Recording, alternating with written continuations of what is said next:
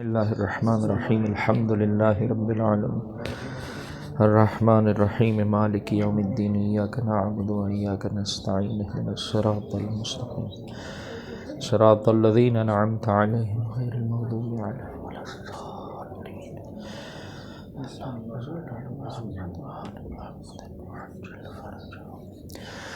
اعوذ باللہ من الشیطان الرجیم بسم اللہ الرحمن الرحیم الحمد للہ رب العالمین الحمد للہ الذی ہدانا لہذا وما كنا لنهتدي لولا ان هدانا اللہ لقد جاءت رسل ربنا بالحق ثم الصلاة والسلام على اشرف الانبیاء والمرسلین حبیب الہ العالمین ابی القاسم محمد اللہم صلی علی محمد وعجل فرجهم وعلى اہل بیتہ الطیبین الطاہرین المعصومین المظلومین الذين أذهب الله عنهم الرجس وطهرهم تطهيرا اللهم صل على محمد وآل محمد وعجل فرجهم لا سيما بقية الله في الأرضين روحي وارواح العالمين لتراب مقدمه الفداء بسم اللہ الرحمن الرحیم اللہم کل ولیک الحجت ابن الحسن صلواتک علیہ وعلی آبائہ فی هذه الساعة وفی کل ساعة ولیا وحافظا وقائدا وناصرا ودلیلا وعینا حتی تسکنہ ارضک طوعا وتمتعه فيها طويلا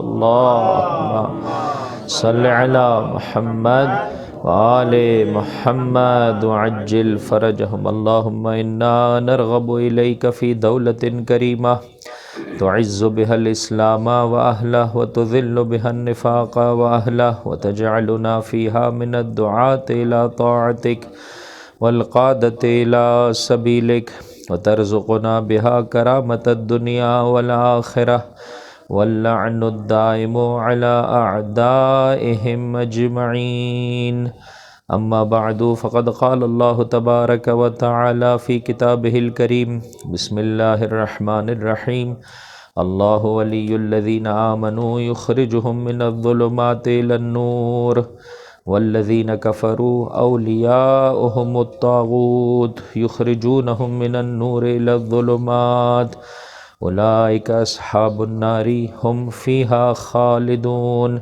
وقال مولانا علي بن موسى الرضا عليهم الصلاة والسلام إن لكل إمام عهدا في عنق أوليائه وشيعته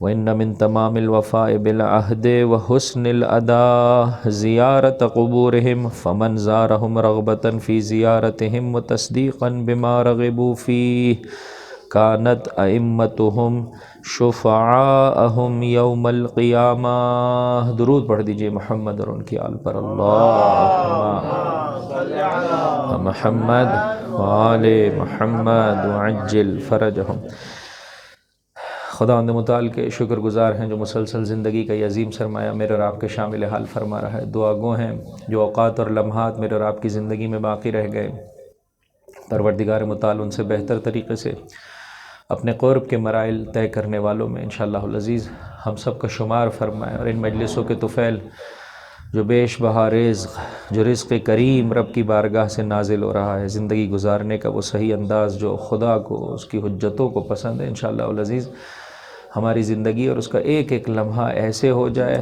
مولا و آقا سامن الحجج کی آنکھوں کی ٹھنڈک قرار پائیں خدا کی بارگاہ میں میرا مولا افتخار کر سکے کہ یہ میرے شیعہ ہیں یہ میرے محب اور چاہنے والے ہیں انشاءاللہ العزیز پروردگار کسی کو بھی محروم نہ فرمائے بلند آواز سے درود پڑھ دے محمد اور ان کی آل پر اللہم صلی علی محمد وآل محمد وعجل فرجہم۔ زیارت بامعرفت کے عنوان سے ایک سلسلے گفتگو ہے جو آپ کی خدمت میں پیش کیا جا رہا ہے۔ دوسری گفتگو میں نے اس آیہ کریمہ کے ذیل میں 2 سوالات آپ کی خدمت میں پیش کیے تھے۔ بہرحال جتنا بہتر طریقے سے انسان آیت پر غور کرتا ہے، فکر کرتا ہے، بہت سارے رموز، بہت سارے معارف، بہت ساری حقیقتیں انسان کے لیے کھلتی چلی جاتی ہیں۔ جو 2 سوال پیش کیے تھے ان میں سے پہلا سوال یہ تھا کہ کیوں کر نور کو مفرد استعمال کیا گیا ہے اور ظلمات کو جمع استعمال کیا گیا ہے، اور دوسرا سوال یہ ہے کہ یہ کیا سلسلہ ہے کہ اللہ ولی اور سرپرست ہے صاحبان ایمان کا اس طریقے سے کہ یخرجہم من الظلمات الی النور، یعنی انہیں ظلمتوں اور تاریکیوں سے نکال کر نور کی جانب لاتا ہے۔ دوسری جانب والذین کفروا، وہ کہ جو کفر اختیار کرتے ہیں، اولیاءہم الطاغوت، ان کے اولیاء، ان کے سرپرست طاغوت ہیں، شیاطین ہیں، یخرجونہم من النور الی الظلمات، کہ جو انہیں جو ہے وہ نور سے ظلمتوں اور تاریکیوں کی جانب لے جاتے ہیں، کہ یہ اصحاب نار اور جہنمی ہیں کہ ہمیشہ ہمیشہ اس میں رہنے والے۔ مگر کیا انسان کے وجود میں 2 نقطے ہیں، ایک نقطہ نورانی ہے اور چند جسے کہہ سکتے ہیں تاریکیاں ہیں، کہ یہ 2 پوائنٹس ہمیں انسانی وجود میں فرض کرنے پڑیں گے کہ اللہ ایمان والوں کو ظلمتوں سے نکال کر نور کی جانب لے جاتا ہے، اور دوسری جانب سے کفار و شیاطین و فسقاء اور فجراء اپنے چاہنے والوں اور اپنے ماننے والوں کو یخرجونہم من النور الی الظلمات، اس نورانی نقطے سے جو ہے وہ ہٹا دیتے ہیں۔ بہرحال ان دونوں سوالات کے جوابات آپ کی خدمت میں پیش کرنا چاہتا ہوں۔ انشاءاللہ دلوں کی بیداری کے لیے ایک بلند آواز سے درود پڑھ دیں محمد اور ان کی آل پر۔ اللہم صلی علی وآل محمد وعجل فرجہم۔ علامہ طباطبائی علیہ الرحمن نے ان دونوں سوالات کے جوابات کچھ اس طرح سے دیے ہیں۔ فرمایا یہ جو نور مفرد استعمال کیا گیا، ظلمات کو جو ہے وہ جمع استعمال کیا گیا، اس کے پیچھے ایک اہم ترین پیغام ہے جو پروردگار متعال مجھے اور آپ کو دینا چاہتا ہے، وہ یہ ہے کہ نور کی حقیقت ایک ہے، ظلمات میں تشتت و تفرق و اختلاف پایا جاتا ہے، تاریکیاں جو ہے وہ بسا اوقات آپس میں ٹکرا رہی ہوتی ہیں، لیکن وگرنہ نور کی حقیقت ایک ہے۔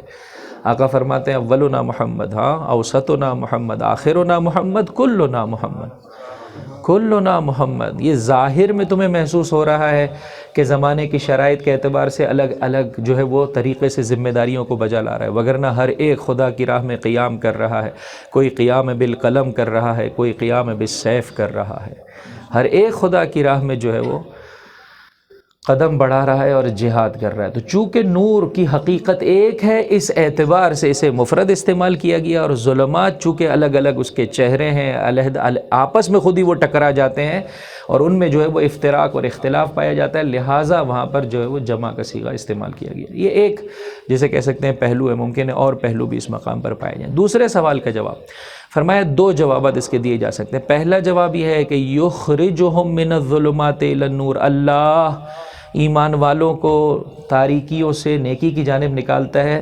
یہاں پر یہ جو لفظیں ہیں ان کا ظاہر مراد نہیں ہے، بلکہ یہ لفظیں کنایہ ہیں ہدایت سے، یعنی اللہ ان کی ہدایت کرتا ہے۔ پس تم انسانی وجود میں جا کر نور اور ظلمتوں کو نہ ڈھونڈو۔ جیسے کہ مختلف زبانوں میں جب کنایے کو استعمال کیا جاتا ہے، کنایہ ابلغ من التصریح ہے۔ ایک صاحب کو میں نے دیکھا، عالم دین تھے، بہت اچھا لگا مجھے ان کی تربیت کا یہ انداز کہ جس میں آپ ملزوم کا ذکر کرتے ہیں اور لازم کی جانب پہنچا دیتے ہیں۔ مجھے اچھا لگا، بہت خوبصورت لگا۔ جب ان کے بچے ظاہراً 8 سال 10 سال کی عمر تھی، وہ جو ہے وہ بابا کے پاس سے خداحافظ کر کے جانے لگے والدہ کے پاس، تو ایک مرتبہ بابا نے جیسے آدھی سیڑھی پر پہنچے روک کر کہا پیارے بچوں صبر کرو۔ جی بابا فرمائیے۔ بیٹا خیال رکھنا آپ کی والدہ آپ کو اذیت نہ پہنچائے، آپ کی والدہ آپ کو تنگ نہ کرے۔ توجہ کر رہے ہیں آپ؟ درواقی کیا کہنا چاہ رہا تھا بابا؟ ہاں، آپ نے اپنی والدہ کو تنگ نہیں کرنا ہے، لیکن الکنایہ تو ابلغ من التصریح، اس کی لطافت زیادہ ہے، اوقاف النفوس ہے، دلوں میں جو ہے وہ زیادہ گھر کرتا ہے، ہر زبان میں رائج ہے۔ ہمارے ہاں جو مثال کے معنی و بیان میں جو اس کی رائج مثال دی جاتی ہے، زید کثیر الرماد، ہاں زید اس کے یہاں خاکستر بہت زیادہ ہے۔ کیا اردو میں اور لفظ کیا ہے رماد کے لیے؟ جی پرانے زمانے میں خاک، ہاں راکھ، جی راکھ۔ پرانے زمانے میں جو ہے وہ لکڑیوں پر کھانا پکتا تھا، آج بھی جو ہے وہ بہت سارے علاقوں میں اسی طریقے سے۔ تو بہرحال جب کھانا پکتا تھا تو لکڑی جل کر جو ہے وہ راکھ ہو جاتی تھی۔ زید کثیر الرماد ہے، یعنی اس کے گھر میں راکھ بہت زیادہ ہے۔ کیا مطلب ہے؟ کیا کہنا چاہ رہے ہیں؟ یہ لازم کا ذکر ہے، ملزوم کی جانب جو ہے وہ اشارہ کیا گیا، یعنی زید کے گھر میں کھانا بہت پکتا ہے، در واقع یہ سخی ہے، بہت مہمان نواز ہے۔ فرمایا یہ جو دو جملے یہاں پر ہے یخرجہم من الظلمات الی النور، یا وہاں پر ہے یخرجونہم من النور الی الظلمات، اس کے لفظوں کے ظاہر کو نہ پکڑو، بلکہ اس سے مراد کنایتاً جو ہے وہ پہلے مقام پر ہدایت ہے، دوسرے مقام پر ضلالت ہے۔ اللہ ایمان والوں کی سرپرستی کرتا ہے اس طریقے سے کہ ان کی ہدایت فرماتا ہے، اور طاغوت کافروں کی سرپرستی کرتے ہیں اس طرح سے کہ انہیں گمراہی کا شکار کر دیتے ہیں۔ ایک بلند آواز سے درود پڑھنے محمد اور ان کی آل پر۔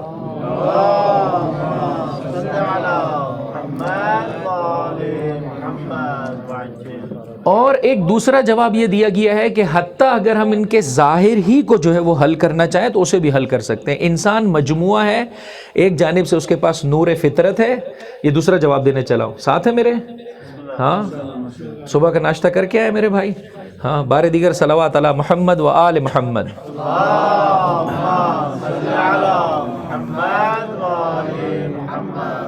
انسان مجموعہ ہے نور اور ظلمتوں کا۔ کس طریقے سے؟ کہ اس کے پاس نور ہے، کون سا نور ہے؟ فطرت کا نور ہے، جس میں حق کی جانب جھکاؤ ہے، جسے عدالت پسند ہے، الہمہا فجورہا و تقواہا، بطور کلی ان بریف اجمالی طور پر اسے حق پسند ہے، باطل سے نفرت ہے، عدالت پسند ہے، ظلم سے نفرت ہے، سچ پسند ہے، جھوٹ سے نفرت ہے۔ ہر انسان کے اندر یہ تمایل، یہ جھکاؤ رب تبارک و تعالیٰ نے رکھا ہے۔ انسانی معدے کو اٹھا کر دیکھ لیجئے، اللہ نے اس کو بھی ایسے ہی ڈیزائن کیا ہے۔ دال تو آپ اس میں ہر غذا ڈال سکتے ہیں، اور ڈالتے بھی ہیں الحمدللہ، تبھی تو 50 سال سے زیادہ جیتا نہیں ہے بیچارہ، ٹھیک ہے نا؟ دیکھیں بغیر ڈالتے چلے جاتے ہیں۔ دہان مبارک کو بھی کم زحمت دیتے ہیں، بابا اللہ نے دانت اس لیے رکھے اچھی طرح چبا چبا کے معدے کو دے، بغیر چبائے ڈالے جا رہے۔ مولانا صاحب ہمارا کام ہے پیٹ بھرنا، پانی اپنی جگہ خود ہی بنا لیتا ہے، ہاں سانس بھی جو ہے وہ، یہ کیا طریقہ ہے میرے بھائی؟ یہ کیا؟ خلاصہ یہ کہ معدے کو بھی آپ اٹھا کر دیکھ لیجئے، دال تو آپ سب کچھ سکتے ہیں، لیکن اس کا تمایل کس جانب ہے؟ جب آپ اچھی غذا ڈالتے ہیں قبول کر لیتا ہے، جسم کے رشد کا سبب بنتی ہے وہ غذا، اگر گلی سڑی غذا ڈالتے ہیں واپس پلٹا دیتا ہے۔ تو یہ اجمالی طور پر نور فطرت ہے یا فطرت اللہ ہے، اللہ کی وہ فطرت ہے کہ معصوم فرماتے ہیں کہ اگر ماں باپ آ کر اس کو گمراہ نہ کریں تو اس فطرت پاکیزہ کے مطابق جز اسلام کے اور کسی دین کے مطابق زندگی بسر نہیں کرے گا۔ یہ ماں باپ ہیں جو اسے یہودی اور عیسائی بنا دیتے ہیں۔ بس یہ نور انسان کے وجود میں ہے۔ دوسری جانب سے کچھ ظلمتیں بھی ہیں۔ وہ کیا ظلمتیں ہیں؟ ان ڈیٹیل نہیں جانتا ہے عقائد حقہ کو، ان ڈیٹیل اعمال صالحہ سے واقف نہیں ہے۔ بس اب یہ دو پوائنٹس جب درست ہو گئے، اب اس کے بعد اس آیت کا ترجمہ کرنا بہت آسان ہو جائے گا۔ کیسے؟ اللہ ولی الذین آمنوا، تھوڑا سا آپ بھی بولیں تاکہ مجھے سمجھ میں آئے گا، آپ میرے ساتھ ساتھ ہیں۔ اللہ ولی الذین آمنوا یخرجہم من الظلمات الی النور، پس پروردگار انہیں تاریکیوں سے نکال کر نور کی جانب لاتا ہے۔ کیا مطلب؟ وہ جو ان ڈیٹیل نہیں جانتے تھے کہ عقائد حقہ ہیں کیا، اعمال صالحہ ہیں کیا، نماز کیا ہے، کس طرح سے پڑھنی ہے، روزہ کیسے رکھنا ہے، پروردگار متعال اس نور فطرت کی روشنی میں قرآن اور اہل بیت کے وسیلے سے، وہ خود بھی نور ہے، اللہ نور السماوات والارض، اس ظلمت کو بھی، اس جہالت کو بھی، اس عدم آگاہی کو ختم کرتا ہے، اور انسان نور فطرت کے ساتھ ساتھ ان ڈیٹیل عقائد حقہ سے اور اعمال صالحہ سے واقف ہو جاتا ہے۔ نور علی نور۔ اور یہ سفر ہے جو ظلمتوں سے انسان نور کی جانب کر رہا ہوتا ہے، ایک نیا نور، ایک نئی تازگی انسان کے وجود میں پیدا ہو رہی ہوتی ہے۔ اور دوسری جانب سے والذین کفروا، جی فرمائیے، اولیاءہم الطاغوت یخرجونہم من النور الی الظلمات، وہ کیا کرتے ہیں؟ یہ جو نور فطرت ہے کہ جس میں حق کی جانب جھکاؤ ہے، اس نور فطرت کو بھی اور اس چراغ کو بھی گل کر دیتے ہیں۔ کس طریقے سے؟ کہ اسے عقائد باطلہ اور اعمال طالحہ، توئیں سے صالحہ کے مقابلے میں طالحہ، بہرحال فصاحت و بلاغت کے اعتبار سے طالحہ یعنی برے اعمال، صالح کے مقابلے میں فاسد اعمال کی جانب ان ڈیٹیل جو ہے وہ مشغول کر دیتا ہے، جکڑ دیتا ہے، اس دلدل میں جو ہے وہ اسے جسے کہہ سکتے ہیں گرا دیتا ہے، جس کی بنا پر کیا ہوتا ہے؟ نور فطرت ختم ہو جاتا ہے۔ ابھی تک جو ہے وہ صاحب کو، ہاں جس طرح سے معدے کی حالت ہے ہم نے بدل دیا ہے نا، ابھی تک جوز خالص دودھ کے اور کسی چیز کو قبول نہیں کرتا تھا، اب کیا ہوا ہے؟ اتنا ملا ہوا دودھ پیا، اتنا ملا ہوا دودھ پیا، پانی ملا ہوا کہ اب خالص پلائے تو بگڑ جاتا ہے، ہاں کہ نہیں ابھی، یعنی نور فطرت ختم ہو گیا، وہ جو حق کی جانب جھکاؤ ہے وہ ختم ہو جاتا ہے۔ پہلے بچپنے میں نہیں بول پاتا تھا بیچارہ جھوٹ بچہ، باپ کتنا بھی اسے سکھاتا تھا اس کے باوجود بھی کہتا تھا بابا جان کہہ رہے ہیں کہ میں گھر پر نہیں ہوں۔ خراب کر دیا نا قصہ۔ باپ کہہ رہے جا کے کہہ دو بابا گھر پہ نہیں، اس کو کہہ نہیں بابا گھر پہ نہیں، وہ کہہ رہے نہیں بابا جان فرما رہے ہیں کہ میں گھر پہ نہیں ہوں۔ دیکھے بہت اچھی بات ہے، اس سے بہتر کیا چاہیے؟ ہاں، نہیں بول پاتا تھا، اور جب بڑا ہوتا ہے پھر ایسے جھوٹ بولتا ہے کہ اطرافی بھی نہیں پہچان پاتے، بس اوقات خود بھی نہیں پہچان پاتا۔ الحمدللہ کیا جھوٹ بول رہا ہوں بھائی میں، کتنے خوبصورت طریقے سے، کوئی بھی نہیں سمجھ پا رہا ہے۔ تو بہرحال یہ نور فطرت بھی اس سے لے لیتا ہے، اور دوبارہ یعنی پہلے عدم آگاہی کی ظلمتیں تو تھی، اس کے بعد جھوٹ، گناہ، خطا، ان ظلمتوں میں بھی جو ہے وہ کیا ہے، یہ گر جاتا ہے، اس دلدل میں اس طرح سے ڈوب جاتا ہے کہ اولئک اصحاب النار هم فیہا خالدون۔ ایک بلند آواز سے درود پڑھ دے محمد اور ان کی آل پر، صلی زیارت پر انسان اسی خاطر آتا ہے عزیزوں کہ ظلمتوں کو اپنے وجود سے ختم کر سکے، نورانی ہو سکے، پیکر نور بن سکے۔ خدا نور ہے، اس کی حجت نور ہے، قرآن کریم نور ہے عزیزوں، ظاہر نورانی ہونے کے لیے آتا ہے۔ آئیے اپنے قلب کو نورانیت عطا کریں۔ فرمایا زیارت با معرفت کا ایک اہم ترین عنصر یہ ہے، یہ دیکھو خدا کیا چاہتا ہے، یہ دیکھو ہم تم سے کیا چاہتے ہیں، ہم مفترض الطاعہ ہیں، ہم جز تمہاری بہتری کے اور کچھ نہیں چاہیں گے۔ اپنی زندگی کو اپنے رب کے بتائے ہوئے طریقے کے مطابق انسان ڈھال لے۔ بس اگر انسان ایسے ہو جائے تو یقین جانیے پھر اگر کسی معنی کی وجہ سے، کسی رکاوٹ کی وجہ سے زیارت پر نہ بھی آ سکے تو دور ہی سے سلام قبول ہے، اور اس کی زیارت کیا زیارت ہے۔ اور ابھی تک یہ اپنے مولا کی زیارت کا مشتاق تھا، اب اس کا امام مشتاق ہے کہ اپنے زائر کی زیارت کو جائے۔ اویس قرنی بوڑھی ماں ہے، شتربان ہے، شتر جو ہے وہ کیا ہے، ان کی رکھوالی کا کام کیا کرتے ہیں، اونٹوں کی رکھوالی کا۔ بوڑھی ماں ہے، کہا مجھے اللہ کے رسول کی زیارت کا شوق ستائے دی دیتا ہے، کہا جاؤ زیارت کرو واپس آ جاؤ، رات رکنے کی اجازت نہیں ہے۔ پہنچے مدینہ، اس زمانے کی سختیوں کے ساتھ پہنچے مدینہ، دیکھا اللہ کے رسول مدینہ میں موجود نہیں ہے۔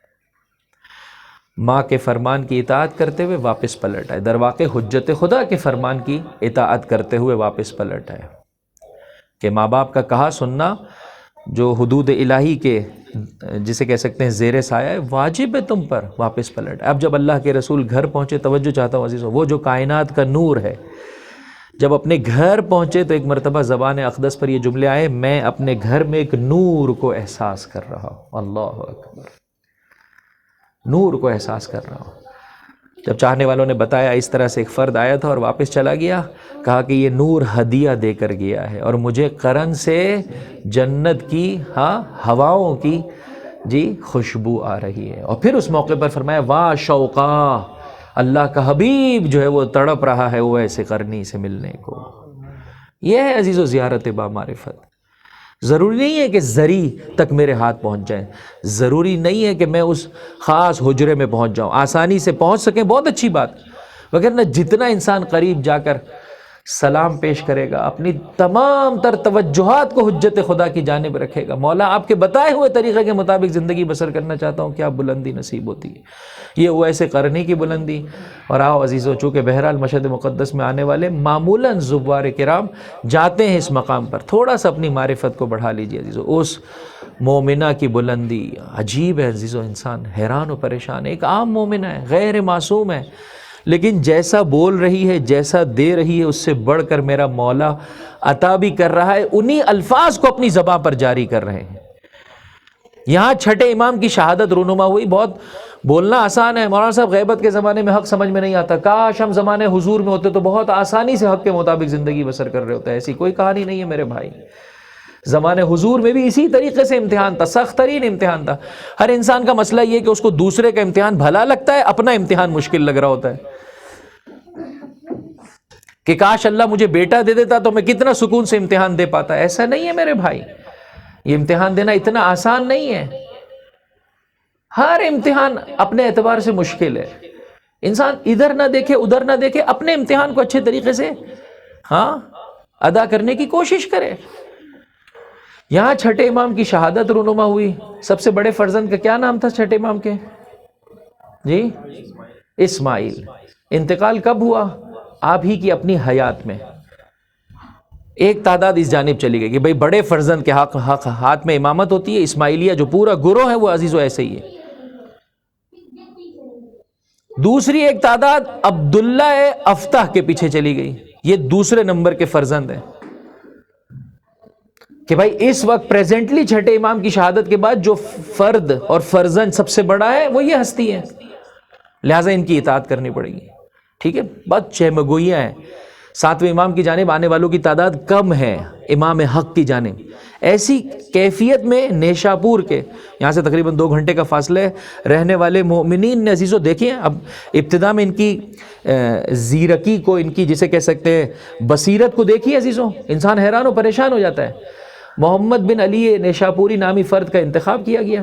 مناقب ابن شہر آشوب میں یہ روایت اس طریقے سے, محمد ابن علی نیشاپوری کا انتخاب کیا گیا. اس کو کچھ 1000 دینار, کچھ 1000 درہم, 2000 کپڑوں کے ٹکڑے, یعنی بہرحال جو حق امام تھا دینے کے لیے جمع کیا گیا کہ بھائی یہ تم نے امام تک پہنچا دینے. خوب لیکن امام کون ہے یہ تو اختلاف چل رہا ہے نا اس وقت. لہٰذا اس بات کو دیکھنے کے لیے کہ امام حق کیا ہے 70 سوالات کا مجموعہ بنایا گیا. ہر سوال کاغذ کے اوپر لکھ دیا گیا, جواب کے لیے نیچے صفحہ خالی چھوڑ دیا گیا. ہر 2 صفوں کے مابین 3 دھاگے لگا کر ان پر مہر لگا دی گئی. آج بھی آپ دیکھتے ہیں نا فلاں دکان جو ہے وہ کیا ہو گئی, ہاں بند کر دی گئی, ہاں سیل کر دی گئی. جی میرے بھائی, مہر توڑنے کی اجازت نہیں ہے. ٹھیک ہے نا جناب. خوب, ہر 2 صفحے پر انہوں نے کیا کیا, 3 دھاگے لگا کے ہر دھاگے پر ایک سیل لگا دی, مہر لگا دی. کہا بھائی تمہاری ذمہ داری ہے, وہاں پہ تو مختلف افراد ہوں گے, تم نے جانا ہے یہ کاغذات فراہم کرنے, رات کو دینا ہے, صبح کے وقت لے لینے. اور نشانی یہ ہونی چاہیے کہ جب یہ کاغذات تمہیں دیے جائیں تو مہر ٹوٹی نہ ہو. پھر اس پر بھی اکتفا نہیں کرنا ہے, یعنی آپ دیکھیں ان کی سنجیدگی, اس پر بھی اکتفا نہیں کرنا ہے, 5 مہر توڑنی ہے اور دیکھنا ہے کہ جواب موجود ہے یا نہیں. اگر پتہ چل گیا جواب موجود ہے, یہ سارا کا سارا مال و اسباب انہی کے سپرد کر دینا ہے, وہی امام برحق ہیں. توجہ چاہتا ہوں میرے بھائی, ہاں سنجیدگی نظر آ رہی ہے نا. اس وقت تو ہمارے ساتھ مسئلہ یہ ہے کہ دین مبین اسلام کے سلسلے میں ہم اتنے بھی سنجیدہ نہیں ہیں جتنا پھل خریدنے میں سنجیدہ ہے. کوئی داغ لگا ہوا پھل, سڑا ہوا پھل نہیں خریدتے, حد اقل 3-4 دکانوں پر جاتے ہیں کہ بھائی مارکیٹ کا پتہ چلے, کوئی مجھے بیوقوف نہ بنا دے. اور مجلس میں انسان ہر ایک کی سن رہا ہوتا ہے, ذرہ برابر بھی غور و فکر نہیں کر رہا ہوتا ہے کہ یہ رزق جو آ رہا ہے یہ کریم بھی ہے یا کریم نہیں ہے, یہ مجھے خدا کی جانب لے جا رہا ہے یا خدا نخواستہ خدا سے دور کر رہا ہے. بس مجھے ثواب مل جائے. یہ بیچارے ثواب بھائی اور یہ برکت بھائی انہوں نے بہت پریشان کیا ہوا ہے. واقعا انسان انہی کے پیچھے جو ہے وہ دوڑ لگا رہا ہے کہ کسی طرح سے جو ہے وہ ثواب بھائی میرے پاس آ جاؤ, کسی طرح سے برکت بھائی سے جو ہے نا میرا رابطہ ہو جائے. خوب میرے بھائی, برکت چاہیے, ثواب چاہیے تو اس کا اصول, اس کے جو ہے وہ کیا کہہ سکتے ہیں پیرامیٹرز رب نے بیان کیے ہیں. جتنا تو سنجیدہ ہوگا, غور و فکر کو بڑھائے گا, پروردگار متعال کی بارگاہ سے زیادہ ثواب, زیادہ اجر, تیری زندگی میں زیادہ برکت آ جائے گی. تو قرآن کو بغیر سمجھے پڑھے تو تجھے پروردگار ثواب عطا کرے, اور اگر سمجھ کے پڑھے تو تجھے محروم رکھے ثواب سے. میرے بھائی, وہاں پر کوانٹٹی نہیں دیکھی جاتی, کوالٹی دیکھی جاتی. یہ نہیں دیکھا جاتا ہے کیا لا رہا ہے, یہ دیکھا جاتا ہے کس نیت کے ساتھ لا رہا ہے. بقرہ عید میں افسوس کے ساتھ کہنا پڑتا ہے عزیزو, ساری کی ساری جو ہے وہ کیا کہہ سکتے ہیں تگ و دو اس جانب ہے, اتنا بڑا بیل, ہاں اتنا بڑا اونٹ, اتنے کلو کا جانور. ارے خدا کی بارگاہ میں کلو سے نہیں ناپا جاتا میرے بھائی, ہاں کلو سے نہیں تولا جاتا. اس بارگاہ میں ممکن ہے بہت ہی لاغر سا جو ہے وہ کیا ہے جانور ہو, لیکن اگر نیت میں تقوی ہے تو قبول کر لیا جائے گا. ایک بلند آواز سے درود پڑھ دیں محمد اور ان کی آل پر.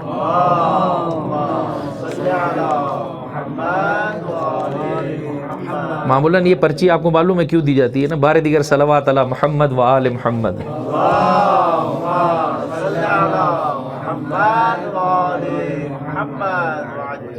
اتنی سنجیدگی کے ساتھ فرد کو بھیجا. محمد بن علی نیشاپوری پہنچے کہاں, مدینہ. چیمگوئیاں ہیں, عبداللہ افتح کے پاس گئے. ایک بڑی تعداد جو فتحیون کہلاتی ہے وہ عبداللہ افتح کے پیروکار ہے. 70 دن سے زیادہ ظاہراً جو ہے وہ یہ سلسلہ جاری نہیں رہا. واپس پلٹے, جو علامتیں تھی وہ کچھ نظر نہیں آئی. جیسے ہی عبداللہ افتح کے گھر سے باہر نکلے, افتح ان کو کہا جاتا تھا سر کے بڑے ہونے یا پیر کے جو ہے وہ بڑے ہونے کی بنا پر. خوب, امام کی فرزند ہے, توجہ چاہتا ہوں عزیزوں, چھٹے امام کا بیٹا ہے, توجہ چاہتا ہوں. آسان نہیں ہے عزیزوں بولنا کہ میں حضور زمانے حضور میں ہوتا تو میں ہدایت کے ساتھ. اولاد ہے عزیزوں, بس اوقات نوح کی اولاد کی مانند لیس من اہلک انہ عمل غیر صالح. جیسے ہی دیکھیں جو حق کا متلاشی ہوتا ہے یاد رکھیے گا، چاہے زمانے حضور ہو چاہے زمانے غیبت ہو، اگر میں اور آپ سنجیدہ ہو جائیں، کہیں پروردگار میں حق کو دیکھنا چاہتا ہوں، پروردگار حق کے مطابق زندگی بسر کرنا چاہتا ہوں، یاد رکھیے عزیزو اگر میں اور آپ اپنی پیاس میں سنجیدہ ہو جائیں تو یہ تو فیاض پروردگار کی نمائندہ ہستیاں ہیں، ان کا کام ہی سیراب کرنا ہے. میں اور آپ سنجیدہ ہو جائیں محروم نہیں رہیں گے، مجھے اور آپ کو سیراب کر دیا جائے گا، حق دکھا دیا جائے گا. ابھی دروازے سے قدم باہر نہیں نکالے تھے کہ امام کا ایلچی آ گیا ہے، جو تیری مراد ہے آ تجھے ہم اس جانب لے جاتے ہیں. پہنچا امام کی بارگاہ میں، سن سکو گے عزیزو، کہا ہم نے گزشتہ رات ہی تیرے سوالات کے جوابات دے دیے ہیں. اللہ اکبر اللہ اکبر. ابھی اس نے کچھ پیش نہیں کیا، کہا گزشتہ رات ہی ہم تیرے سوالات کے جوابات دے چکے ہیں. اس کے بعد کا مرحلہ سخت ہے میرے بھائی، واقعاً سخت ہے. اے امام حسن کا گریہ کرنے والوں، اے مولا کی مصیبت پر رونے والوں،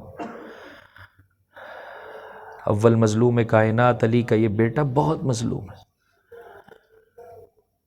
کربلا والوں کی مظلومیت کی کوئی حد نہیں ہے عزیزو، لیکن محسوس ہوتا ہے امام حسن مجتبیٰ کی بھی مظلومیت کی کوئی حد نہیں تھی عزیزو. اس میں سے ایک مظلومیت یہ ہے، اچھا بڑا امتحان دینے والے پیر پھسل جاتے ہیں. میں رات کی مجلس میں عرض کر رہا تھا واقعاً ہم نے اتنا بڑا امتحان نہیں دیا عزیزو. مسلم ابن عقیل کی ہمراہی کرنے والے وہ 4000 افراد، تھوڑی دیر کے لیے سوچیں، ابن زیاد آ چکا ہے، کوفے کے حالات متغیر ہو چکے ہیں، فتنہ ہے، آشوب ہے، ٹینشن ہے، اضطراب ہے. ایسے میں جب ہانی ابن عروہ کو پکڑا گیا، مسلم ابن عقیل نے آواز استغاثہ دی، یا منصور امت، اے وہ کہ جس کی مدد کی جا رہی ہے، مارنے کے لیے اٹھو، یہ وقت ہے، قیام کرنا ہے ہم نے. 4000 افراد آگے بڑھے. یوں 18,000 سے تو بہتر ہے نا میرے بھائی، یہ امتحان دے رہے ہیں نا، آگے بڑھے. لیکن پھر کیا ہوا؟ مسئلہ سارا یہ ہے عزیزو، ایک تعداد اپنی بے بصیرتی کی بنا پر میرے مولا امام حسن مجتبیٰ کے ساتھ ضرور ہے، لیکن سمجھ نہیں پا رہی ہے کہ امام یہ کام کیوں کر رہے ہیں، امام یہ قدم کیوں اٹھا رہے ہیں. فرمایا میں صلح نہیں کرنا چاہتا تھا، لقاتلتہ، اگر میرے پاس انصار اور مددگار ہوتے میں صبح و شام اس فتنے سے لڑتا، اس فتنے کو ختم کرنا چاہتا، لیکن کیا کروں میرے پاس انصار نہیں ہے. ایسے میں عزیزو توجہ کیجئے گا، ایک ابتدا ہی سے پلٹ جائے سمجھ میں آتا ہے کہ ٹھیک ہے جو ہے وہ بے بصیرتی کا حب دنیا کے مرض کا شکار ہو گیا. نہیں، ایک مرحلے میں آگے بڑھا، دوسرے مرحلے میں آگے بڑھا، بڑے بڑے امتحان دیے، پھر اس کے پیر کا پھسل جانا یہ سمجھ میں نہیں آتا ہے عزیزو.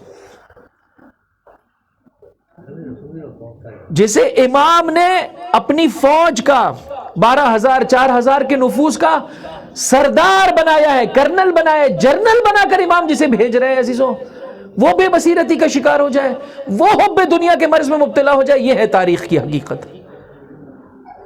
کیوں میں اور آپ اس سلسلے میں غافل ہیں؟ جنہوں نے اتنے اہتمام سے محمد ابن علی نیشابوری کو بھیجا ہے، حالت یہ ہے کہ امام نے کہا کل رات کو میں نے تمہارے سوالات کے جوابات دے دیے ہیں، اور تمہارے پاس جو مختلف تھیلے ہیں جس میں تم یہ سامان لے کر آئے ہو، فلاں جو ہے وہ کیا ہے شوپر میں جہاں تم نے کپڑے رکھے ہوئے ہیں وہاں پر جب یہ نکل رہے تھے، یہ بیان کرنا رہ گیا، جب یہ نکل رہے تھے محمد ابن علی نیشابوری تو جناب شتیتہ آئی تھی. آنے کے بعد اب اتنے درہم و دینار ہیں، ہاں اتنے جسے کہہ سکتے ہیں اعلیٰ کوالٹی کے کپڑوں کے ٹکڑے لے کر جا رہا ہے. ایسے میں جناب شتیتہ آتی ہیں، 1 درہم، توجہ چاہتا ہوں، 1 درہم دے رہی ہیں اور ایک چھوٹا سا ریشمی ٹکڑا بھی دے رہی ہیں. زباں پر کیا جملے ہیں؟ ان اللہ لا یستحیی من الحق، خدا کو حق کے سلسلے میں کوئی آر نہیں ہے. مقدار کم ہے، نیت تو بلند ہے. مقدار کم ہے، نیت تو بلند ہے. انسان اپنے عمل کو قلیل نہ جان، اور وہ عمل قلیل کیسے ہو سکتا ہے جو تقوی کے ساتھ ہو؟ کیسے قلیل ہو سکتا ہے؟ جس عمل کو انسان خدا کے بتائے ہوئے طریقے کے مطابق بجا لا رہا ہے. اتنے سارے درہم و دینار کو چھوڑتے ہوئے، اتنے سارے اعلیٰ کوالٹی کے کپڑوں کو چھوڑتے ہوئے امام فرما رہے ہیں وہ جو فلاں کپڑوں کے تھیلے میں ایک چھوٹا سا ریشمی ٹکڑا ہے جو تجھے شتیتہ نامی مومنہ نے دیا ہے وہ ہمیں عطا کر دے. اللہ اکبر.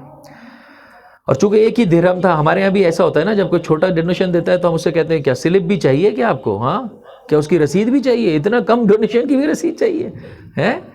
لہٰذا اس نے کیا کیا تھا, اس درہم کو تھوڑا سا ٹرن کر دیا تھا تاکہ یاد رہے, کہا وہ درہم کو جس کو تم نے کچ کر دیا فلاں جگہ پر موجود ہے وہ چاہیے. مولا یہ بقیہ مال کا نہیں, ہمیں نہیں چاہیے. مرتبہ پریشان ہے, نہیں لیا امام نے, کچھ بھی نہیں لیا اسے. اب یہاں پر کیفیت یہ ہے کہ محمد بن علی نیشاپوری سے یہ لینے کے بعد اس کو کہا کہ پلٹ جا.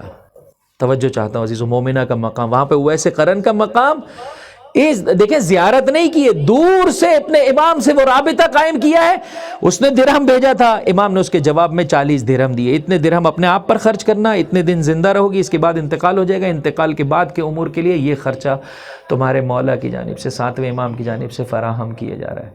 اور دوسری جانب اس نے کپڑے کا ٹکڑا دیا تھا, امام نے بھی ایک کپڑے کا ٹکڑا دیا. لیکن کیا ٹکڑا دیا, فرمایا یہ میرے کفن کا ٹکڑا ہے.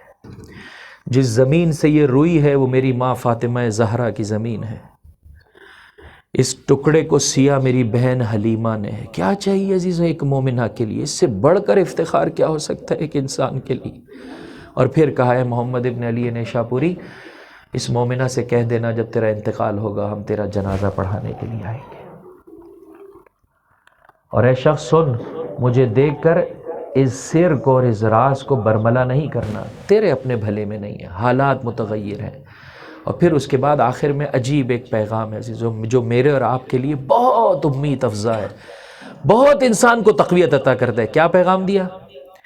فرمایا ہے میرے چاہنے والے, ایسا نہیں ہے کہ فقط یہ شتیتا کا مقام ہے. جو بھی ہماری اس طرح سے اطاعت کرتا ہے, میں اور میرے ساتھ میرے آبا و اجداد اور میری اولاد جتنے بھی ہم ائمہ ہیں, چاہنے والے کے جنازے میں لابد لنا, ہاں ہمارے لیے ضروری ہے کہ چاہنے والے کے جنازے میں شرکت کرے. فاتقوا اللہ فی انفسکم, تیری ذمہ داری ہے تقوی کو ہاتھ سے نہ جانے دے.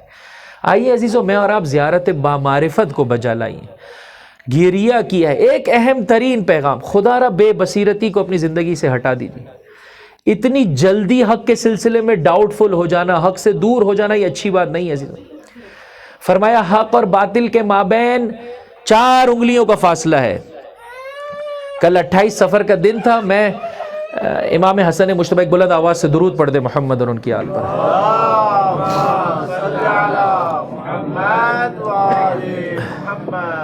میرے بھائی کاش اتنی توجہ کے ساتھ, جتنی توجہ کے ساتھ آپ اس بچے کو دیکھ رہے ہیں, کاش آپ مجھے دیکھ لیتے. بار دیگر صلوات علی محمد و آل محمد, صلی علی محمد. بچہ مجلس میں جائے, بچہ مسجد میں جائے, وہ اپنے غریزے کے مطابق, وہ اپنی جبلت کے مطابق, وہ اپنی فطرت کے مطابق ایک کرسی اٹھائے گا, دوسری جگہ پہ رکھے گا. آپ کی ذمہ داری یہ ہے عزیزو, اس فطرت پاکیزہ کے مطابق میری جانب متوجہ رہے. میرے بھائی اگر آپ اتنی جلدی ادھر ادھر کی ہواؤں کا شکار ہو گئے تو پھر یہ تو ایک بصیرت رکھنے والے انسان کی علامت نہیں. یہ بار دیگر صلوات علی محمد و آل محمد. اور قطعاً ماں باپ کی ذمہ داری ہے کہ بچے کو ڈانٹیے نہیں. واقعاً اگر ڈسٹربنس کا باعث ہو رہا ہے تو کسی دوسری مسجد میں بچے کو لے آتے ہیں, بوڑھے افراد ناراض ہو جاتے ہیں. خوب ناراض ہونے کا حق نہیں رکھتے آپ, وہ اپنی جبلت کے مطابق ہے. ہاں آپ کو ڈسٹربنس ہو رہی ہے, بہت اچھی بات ہے کہ مسجد میں ایک کڈز ایریا بنا دیا جائے, ایک بچوں کا حصہ بنا دیا جائے, مجلس میں بھی اسی طریقے سے. وگرنہ انسان عزیزوں عام زندگی میں تو کتنی ہوائیں چلتی ہیں, ادھر سے یہاں سے سوشل میڈیا پہ میسج آ رہا ہے, وہاں سے بیگم صاحبہ کا فون آ رہا ہے, وہاں سے جو ہے یہ مسئلے ہیں, تو انسان حق کے مطابق کیسے چل پائے گا؟ تو لہٰذا آپ توجہ کیجیے عزیزوں. کہاں پر بات پہنچی تھی, تھوڑا میرا ساتھ دیجیے, مجھے پتہ چلے آپ میرے ساتھ کہاں تک آئے. جی کہاں تک بات پہنچی تھی کہ اتنا حق کے مطابق امتحان دینے والا عزیزوں اس کے پیر لڑک جاتے ہیں. نہیں لیے محمد بن علی نیشاپوری سے وہ پیسے, نہیں لیے وہ کپڑے کے ٹکڑے. کیوں؟ کام جنازے میں شریک ہوں گے, یہ شتیتا کا مقام ہے. اور فقط شتیتا کا مقام نہیں, ہر مومن اور مومنہ کا یہ مقام ہے. تمہاری ذمہ داری ہے فاتقوا اللہ فی انفسکم. اتنا سنجیدہ طور پر دین کے سلسلے میں قدم بڑھانے والے محمد بن علی نیشاپوری کہتے ہیں, جب میں واپس پلٹا تو دیکھا سب کے سب فتح ہی ہو گئے ہیں, امام حق سے جدا ہو گئے. اس سبب سے امام نے وہ پیسے نہیں لیے, اس سبب سے امام نے وہ کپڑے کے ٹکڑے نہیں لیے کہ یہ باطل عقیدے کے حامل, ہمیں ایسا پیسہ نہیں چاہیے. وما كنت متخذ المضلین عضدا, نہیں چاہیے ہمیں یہ پیسہ. آئیے عزیزو, میرے اور آپ کی ذمہ داری کیا ہے؟ 2 کام عزیزو. آج میں عرض کیا کل روز شہادت تھا, چونکہ اللہ کے رسول کا بھی اور آپ کے سبت اکبر کا بھی میں نے کل اللہ کے رسول کی شہادت آپ کی خدمت میں پیش کی. آج میں مولا امام حسن مجتبی ایک بلند آواز سے درود پڑھ دے محمد اور ان کی آل پر. اللہم صلی علی وآل محمد وعجل فرجہم کی شہادت آپ کی خدمت میں پیش کرنا چاہتا ہوں. دو چیزوں نے عزیزو بہت رلایا ہے میرے مولا کو، ایک بے بصیرتی نے، ایک حب دنیا نے. ان دو امراض نے نام کے ساتھ ہیں، حقیقت میں امام کا دل دکھا رہے ہیں. حالت یہ ہے میرے مولا کی مظلومیت کی عزیزو، اپنوں کے مابین زرہ پہن کر میرا مولا نماز پڑھ رہا ہے، مصلی عبادت کھینچا جا رہا ہے. حد کے حرمت دیکھیے مقام امامت کی، مصلی عبادت کھینچا جا رہا ہے، پہلو پر خنجر لگایا جا رہا ہے. وہ جو چاہنے والے وہ نہیں سمجھ پا رہے ہیں کہ کیوں کر امام سلو کر رہے ہیں. عزیزو سلو سمجھوتے کا نام نہیں ہے، سلو ساز باز کرنے کا نام نہیں ہے. سلو امام برحق کی جانب سے اس پریزنٹ کنڈیشن میں دین مبین اسلام کی مصلحت کا بہترین سٹیپ ہے کہ جس میں دین مبین اسلام کی حفاظت کی جا سکے. جب اپنوں کی یہ بے وفائی دیکھی، اسلام کی حفاظت اس میں دیکھی، دشمن سے اس کے گناہ کا اقرار لیا. آج کے بعد تو میرے بابا کی حد کے حرمت نہیں کرے گا، قبول کر. یعنی اس سے پہلے تو یہ کام کر رہا تھا، تو حق نہیں رکھتا کسی کو اپنا جانشین بنانے کا. دشمن سے اقرار لیا اس کی عظیم خطاؤں کا. عزیزو اس سے بڑھ کر میرے مولا کی جیت کیا ہوگی؟ لیکن آیا پہلے مرحلے میں میرا مولا سلوک کرنا چاہتا تھا؟ نہیں. فرمایا اگر میرے پاس مددگار ہوتے صبح و شام میں لڑتا. آؤ عزیزو بصیرت کو اپنے وجود میں پیدا کیجیے. آؤ عزیزو حب دنیا کے مرض سے قبل اس کے کہ ربط مصائب دوں، ان دونوں ضمن میں چند نکات آپ کی خدمت میں پیش کرنا چاہتا ہوں. ایک بلند آواز سے درود پڑھ دیں محمد اور ان کی آل پر. صلی علی وآل محمد. بصیرت کے ایک اہم نقطے میں سے یہ نقطہ ہے عزیزو، انسان اتنا کان کا کچا نہ ہو. کیا مطلب کان کا کچا نہ ہو؟ شاید ہمارے ہاں مطلب یہ ہوتا ہے کہ بات اپنے پاس حفاظت نہیں رکھ سکے، جلدی سے دوسروں تک پہنچا دے. نہیں، یہ نہیں کہنا چاہ رہا ہوں. یہ کہنا چاہ رہا ہوں عزیزو، ہر وہ آواز جو کان میں پڑے بغیر غور و فکر کیے اسے قبول نہ کرے. اور یہ ایک بڑا مسئلہ ہے اس وقت. سوشل میڈیا پہ کوئی میسج آتا ہے، میں کہہ رہا ہوں آپ خود اپنے طور پر امتحان کر لیجئے. ایک میسج خود بنائیے، ہاں خود بنائیے، کسی سے بھی نسبت دے دیجئے، خود بنائیے اور چلا دیجئے اس کو. کسی سیاست مدار سے، کسی رشتہ دار سے، ہاں انشاءاللہ کہ چاہنے والا ہے، امام کی طرف تو جھوٹ کی طرف نسبت نہیں دے گا. ہاں کوئی ایک جملہ بغیر نام کے چلا دیجئے عزیزو. آپ دیکھیے 1 گھنٹے کے بعد، 2 گھنٹے کے بعد کتنے گروپ سے، اگر تھوڑا سا جالب جملہ ہو، کتنے گروپس میں وہی جملہ آپ کے لیے دوبارہ آ جائے گا. اس سے کیا سمجھ میں آ رہا ہے؟ لوگ سنجیدہ نہیں ہیں. جو آواز کان میں پڑتی ہے یہ بے بصیرتی کی علامت ہے. بغیر تحقیق کیے اس پر قبول ایمان لے آئے، اس کے لوازم کو قبول کر لیا اور اسے دوسروں تک جو ہے وہ اسپریڈ کر دیا، پھیلا دیا. اور مخصوصاً اگر سامنے والا جس کا ذکر کیا جا رہا ہے اس سے آپ کی بنتی بھی نہ ہو. ہاں ساس سے بنتی نہیں ہے بہو کی. اب کسی نے بتایا ارے تمہاری ساس تم تو جانتی نہیں ہو، تمہارے ماں باپ نے تو دقت ہی نہیں کی، وہ تو فلاں صفات کی حامل. ہاں بالکل صحیح فرما رہی ہیں، واقعاً 4 دن ہوئے مجھے بھی یہی احساس ہو رہا ہے. ہاں بغیر تحقیق کیے. تمہارے سسر، تمہارا شوہر، اکثر و بیشتر آپ نے دیکھا ہوگا جب تک زمین نہیں بکتی اس وقت تو کوئی خریدار نہیں آتا. یہاں ایک نے آ کر خریدی، وہاں پر بہت سارے جو ہے وہ چاہنے والے آ جاتے ہیں. ارے یہ کون سی زمین خرید لی آپ نے؟ ہاں اس سے پہلے جب مشورے کا موقع ہوتا ہے اس کو کوئی مشورہ نہیں دے رہا ہوتا ہے. بعد میں آ کر جو ہے وہ چاہتے ہیں کہ معاملہ کرنے والے آپس میں پریشان ہو جائیں. یہ میرے مولا کا فرمان ہے. فرمایا حق اور باطل کے مابین 4 انگلیوں کا فاصلہ ہے. کتنی انگلیوں کا فاصلہ ہے میرے بھائی؟ 4 انگلیوں کا فاصلہ. فرمایا جو آنکھ سے دیکھ اسے قبول کر. کان پر پڑنے والی بہت ساری آوازیں باطل ہوتی ہے، غلط ہوتی ہے، جھوٹ ہوتی ہے. میں آپ کو دعوت تحقیق دیتا ہوں عزیزو. اسی سال محرم سے قبل ایک کام کے سلسلے میں مجھے موقع ملا مختلف شخصیات سے ملنے کا. آپ یقین جانیے انسان حیران و پریشان ہو جاتا ہے. فلاں شخصیت کے بارے میں، مشہور شخصیت ہے، فلاں شخصیت کے بارے میں ایک امر مشہور ہے معاشرے میں کہ بھائی فلاں صاحب نے یہ کام اس خاطر کیا. یقین جانیے انسان حیران و پریشان ہو جاتا ہے، رونگٹے کھڑے ہو جاتے ہیں جب آپ ان صاحب سے جا کر پوچھتے آپ نے فلاں کام کیوں کیا. مثلا ایک سیاسی شخص ہے، ایک جو ہے وہ کیا کہہ سکتے ہیں اجتماعی شخصیت، ایک فلاحی کام بجا لانے والا ہے. وہ کہتا ہے آغا میرا مقصد یہ تھا، اس خاطر میں نے یہ کام کیا، اور معاشرے میں کیا کچھ نشر کیا گیا. یہ دشمن کی ایک اہم ترین سازش ہے عزیزو. کیا کرتا تھا عزیزو امیر شام؟ ان کے خطوط جس میں انہوں نے یہ لکھا ہے میرے مولا کے اطرافیوں نے کہ ہم جو ہے وہ راضی ہیں مار ڈالنے پر، ہمیں ملے گا کیا اس کے عوض میں، وہ خطوط امام تک پہنچا دیتا. یہ دیکھیں آپ کے اطرافیوں کی حالت ہے. اور ان سے یہ کہتا تھا تمہارا امام تو سلو کرنے والا ہے، بہتر ہے تم اپنی دنیا بنا لو. یہ اتنے بے بصیرت افراد عزیزوں، اتنی جلدی جو ہے وہ قدم اٹھانے والے افراد، آئیے اس سلسلے میں تھوڑا سا حد اقل سوشل میڈیا سے ہی آغاز کیجئے، ہر میسج بغیر سوچے سمجھے نہ قبول کیجئے نہ آگے پھیلائیے، خواہ مخواہ معاشرے میں جو ہے وہ کیا ہے، بدمزگی کا باعث بنتا ہے عزیزوں۔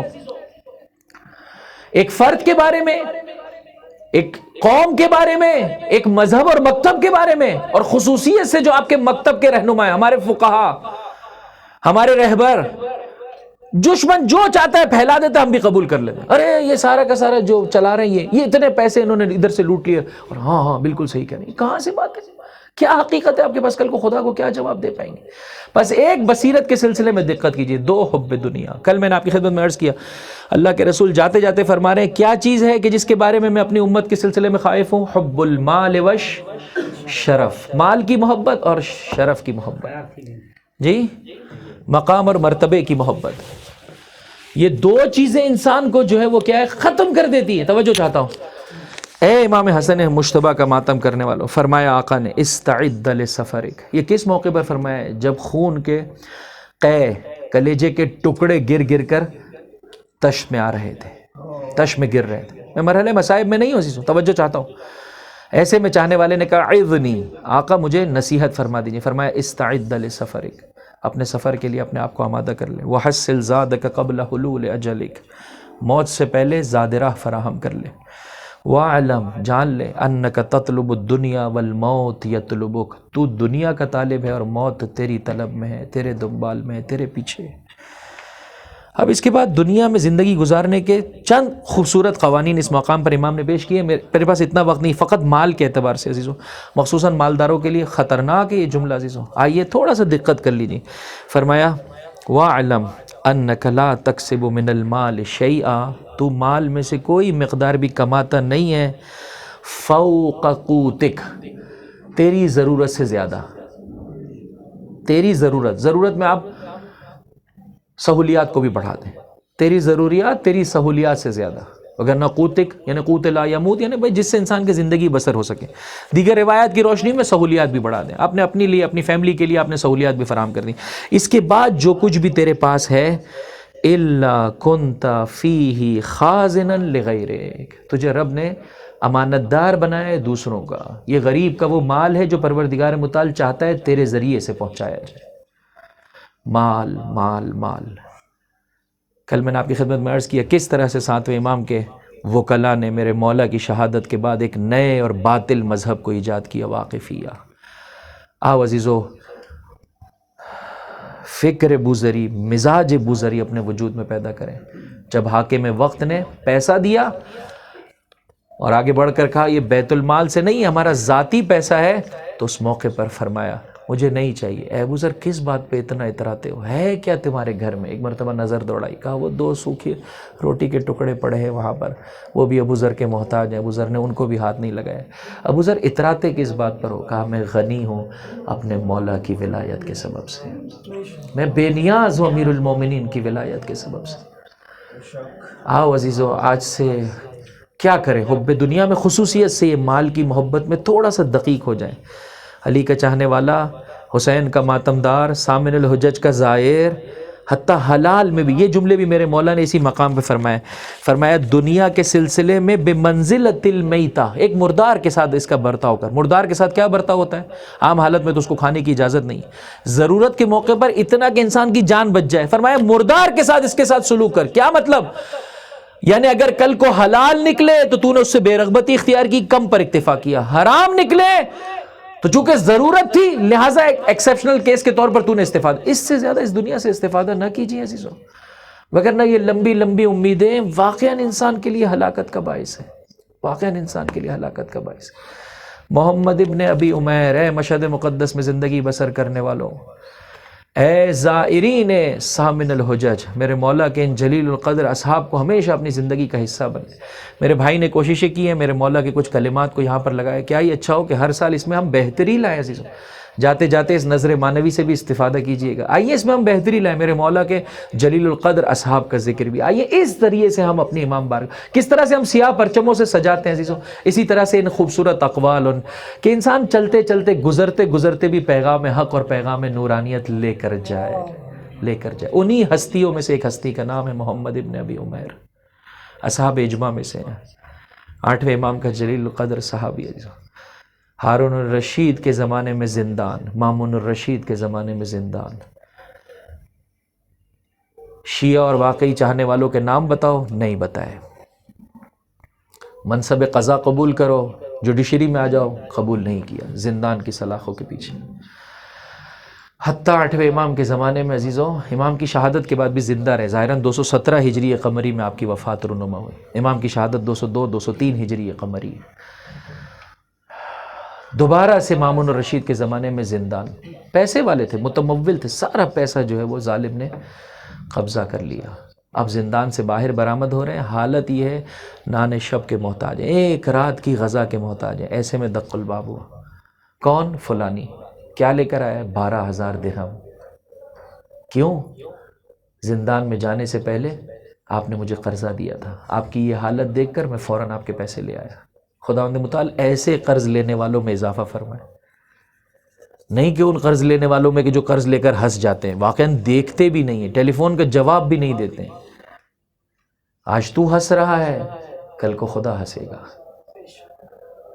آج تو مکر کر رہا ہے، کل کو خدا مکر کرے گا۔ ان الانسان علی نفسہ بصیرہ ولو القی معاذیرہ۔ کتنا بھی میں اور آپ عذر تراشی کر لیں، اپنی حقیقت سے میں اور آپ واقف ہیں۔ فرمایا یا علی، جاتے جاتے فرمایا اگر کوئی کہے کہ میرا اتنا قرضہ تھا اللہ کے رسول پر ادا کر دو، یا علی توجہ چاہتا ہوں عزیزو، آئیے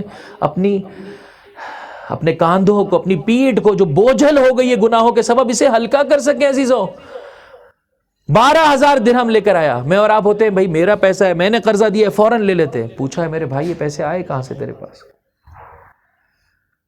کہا کہ میرے پاس ویسے تو پیسے نہیں تھے، آپ کی یہ حالت دیکھ کے میں نے اپنا گھر بیچ دیا۔ کہا میں نے اپنے مولا سے، اپنے آقا سے سنا ہے کہ اگر کسی کو قرض کی ادائیگی کے لیے گھر بیچنا پڑے اس کی اجازت نہیں ہے، جا تو وہ معاملہ فسخ کر اپنے گھر میں رہے۔ درست ہے میں ایک ایک درہم کا محتاج ہوں، لیکن یہ حلال پیسہ بھی مجھے نہیں چاہیے۔ آئیے عزیزو پیسے کے سلسلے میں ایسے ہو جائے۔ علی بن یقطین میرے 7ویں امام کا یہ جلیل القدر صحابی ہے، ہم ایک دوسرے زاویے سے سنتے ہیں، آج اس زاویے سے سنیں۔ کیا خدمت کی عزیزوں اس نے دین مبین اسلام کی راہ، کتنا جلیل القدر صحابی ہے۔ 6ٹھے امام نے بچپنے میں دعا دی، 8ویں امام نے اس دنیا سے جانے کے بعد اچھے کلمات سے یاد کیا علی بن یقطین کو، اور 7ویں امام نے کئی مرتبہ بہشت کی ضمانت دی، کئی مرتبہ کہا ہے علی بن یقطین جو کچھ ہم اپنے لیے پسند کرتے ہیں وہ تیرے لیے پسند کرتے ہیں۔ ظالم بادشاہ کے ہاں امام کے فرمان کے مطابق نوکری کر، کفارہ ہے مومنین کی مدد کرنا۔ تو ان کی مدد کرتا چلا جائے گا، نہ زندان کی سلاخیں دیکھے گا، نہ فقر دیکھے گا، نہ تلوار کی حدت دیکھے گا۔ سن سکو گے عزیزوں، خود ہی میرا مولا 7ویں امام ارشاد فرماتے ہیں، 8ویں امام کے والد گرامی علی بن یقطین کی سعادتوں میں سے یہ سعادت ہے کہ موقف اور عرفات کے میدان میں مسلسل علی بن یقطین کو یاد کر رہا تھا۔ حج بیت اللہ، عرفات کا وقوف عزیزو، امام معصوم اپنے صحابی کو یاد کرے، اس کی خوبصورتیوں کو یاد کرے، اس کے پاکیزہ کردار کو یاد کرے، کیا چاہیے۔ مالی اعتبار سے علی بن یقطین کا تعاون انسان حیران ہو، ہر سال اپنے ذاتی پیسے سے 150 سے 300 افراد کو حج بیت اللہ کے لیے بھیجا کرتے تھے۔ آئیے عزیزو اپنے پیسے کے ذریعے سے دین مبین اسلام کی مدد کریں۔ میں اور آپ امانت دار ہیں اس سلسلے میں، 150 سے 300 افراد کی مدد کیا کرتے تھے۔ حج پر بھیجیے، زیارت پر بھیجیے۔ یہ زیارت کا سفر نہیں ہے، یہ طہارت کا سفر ہے، یہ انقلاب کا سفر ہے، انسان کے وجود کو منقلب کر دیتا ہے۔ مسلسل شیعیان حیدر کرار کی معاونت کیا کرتے تھے، مدد کیا کرتے تھے، حتیٰ ظاہری اعتبار سے بسا اوقات اگر مالیات لینا بھی پڑے، ٹیکس لینا بھی پڑے، بعد میں چھپ کے وہ ٹیکس واپس پلٹا دیا کرتے تھے۔ امام کو مال کی ایک بڑی مقدار، لوگ سوال کرتے ہیں کہ ائمہ نے حتیٰ جب حکومت ان کے ہاتھوں میں نہیں تھی اتنا جو ہے وہ صدقہ خیرات، اتنی مدد کیسے کیا کرتے تھے؟ یعنی امام کے مالی جو ہے وہ کیا ہے، ریسورسز کیا تھے، ان میں سے ایک یہ ریسورس ہے چاہنے والے کی جانب سے ہدایہ۔ امام کا جو حق ہے وہ ادا کرنا، ہدایہ عزیزوں چھپ کر جو ہے وہ امام کی خدمت میں پہنچایا کرتے تھے۔ اور اسی طرح سے امام بھی علی بن یقطین کی حفاظت کرتے تھے، سارے ہدایہ لے لیے، وہ جو کپڑا ہارون الرشید نے دیا تھا وہ نفیس کپڑا واپس پلٹا دیا، تجھے کام آئے گا، کل کو وہاں پر جو ہے وہ ان کی چغلی کھائی جاتی ہے کہ دیکھو وہ جو تو نے کپڑا دیا تھا وہ انہوں نے آگے دے دیا، کہا نہیں ہے تو میں نے سنبھال کے رکھا ہوا ہے۔ عزیزو اگر انسان امام کے بتائے ہوئے طریقے کے مطابق زندگی بسر کرے، امام قدم قدم پر اس کی حفاظت کرتے ہیں۔ سن سکو گے عزیزو یہ جملہ 7ویں امام کی جانب سے؟ فرمایا اللہم فی اعلی علیین اغفر لعلی بن یقطین، اے اعلی علیین میں موجود پروردگار علی بن یقطین کی مغفرت فرما۔ ایسے میں میرا امام حسن مجتبیٰ، عزیزو پیسے کے لحاظ سے ایک کام یہ کیجئے عزیزو، غریب کی نسبت سے اپنے تھوڑا سا ریلیشن کو دیکھ لیجئے تاکہ پتہ چلے کہ حب دنیا کا مرض کتنا میرے اور آپ کے وجود میں۔ اگر غریب سے بھی اسی گرم جوشی سے ملتے ہیں، اسی محبت سے ملتے ہیں، اس کے ساتھ اسی گرم جوشی کے ساتھ بیٹھتے ہیں، بات کرتے ہیں، اس کا مطلب حب دنیا اور خصوصیت سے مال کے مرض میں مبتلا نہیں۔ لیکن اگر امیر کے ساتھ برتاؤ کچھ ہے، غریب کے ساتھ برتاؤ کچھ ہے عزیزو، یہ خطرے کی علامت ہے۔ اے حسن مجتبیٰ کا ماتم کرنے والوں، امام کا گزر ہو رہا ہے ایک مقام سے، غریب فقیر بیٹھے ہیں، سوکھی روٹیاں کھا رہے ہیں، مولا آئیے نا ہمارے سفرے پر۔ امام سواری کے جانور سے اترتے ہیں، ان کے ساتھ بیٹھتے ہیں، تناول کرتے ہیں، پھر انہیں اپنے گھر کی دعوت دیتے ہیں۔ 8ویں امام کا ماتم کرنے والوں، امام اپنے سفرے پر اپنے غلاموں کو، فقراء کا حق دیتے تھے، اپنے سفرے پر غلاموں کو بٹھاتے تھے۔ کیا فرق ہے عزیزو، غریب ہے تو تھوڑا سا دیکھ لیں عزیزو، آیا یہ کیفیت میرے اور آپ کے وجود میں ہے یا نہیں ہے؟ خدا نخواستہ صاحب مقام و مرتبہ و صاحب ثروت کے ساتھ برتاؤ کچھ، غریب کے ساتھ برتاؤ کچھ، یہ خطرے کی علامت ہے۔ اجرکم علی اللہ، خدا آپ کو کوئی غم نہ دے سوائے غم محمد و آل محمد کے۔ اپنے مولا امام حسن مجتبیٰ سے مانگیے، مولا آج بھیک میں مجھے بصیرت اور معرفت کا تحفہ عطا کر دیجیے۔ مولا بھیک میں مجھے اپنی ذات کی محبت، مکتب کی محبت، دین کی محبت، آپ کے آبا و اجداد کی، آپ کی اولاد طاہرہ کی اتنی محبت عطا کر دیجیے کہ یہ دنیا و مافیا میری نگاہوں میں ہیچ ہو جائے، پوچھ ہو جائے، کم ارزش ہو جائے۔ وہ پیسہ کارآمد ہے جو آپ کے لیے، وہ اولاد کارآمد ہے جو آپ کے لیے۔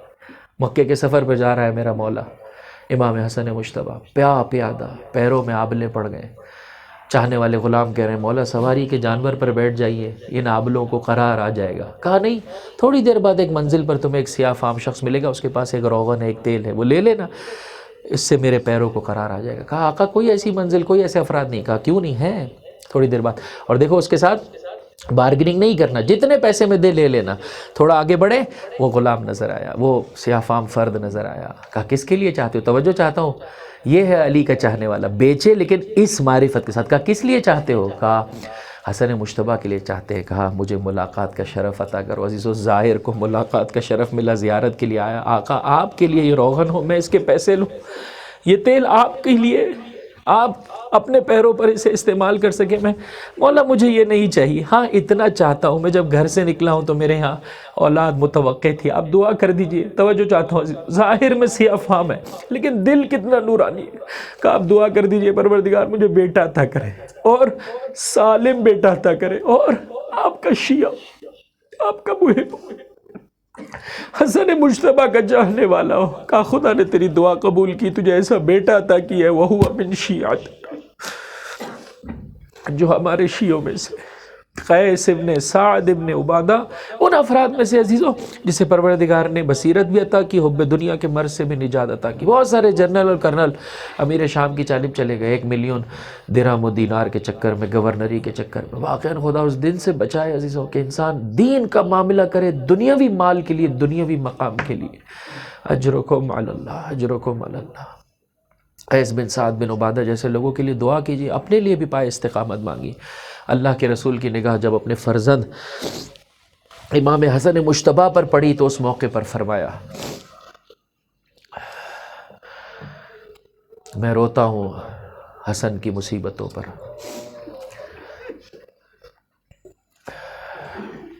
جو میرے اس بیٹے کے ساتھ سلوک کیا جائے گا۔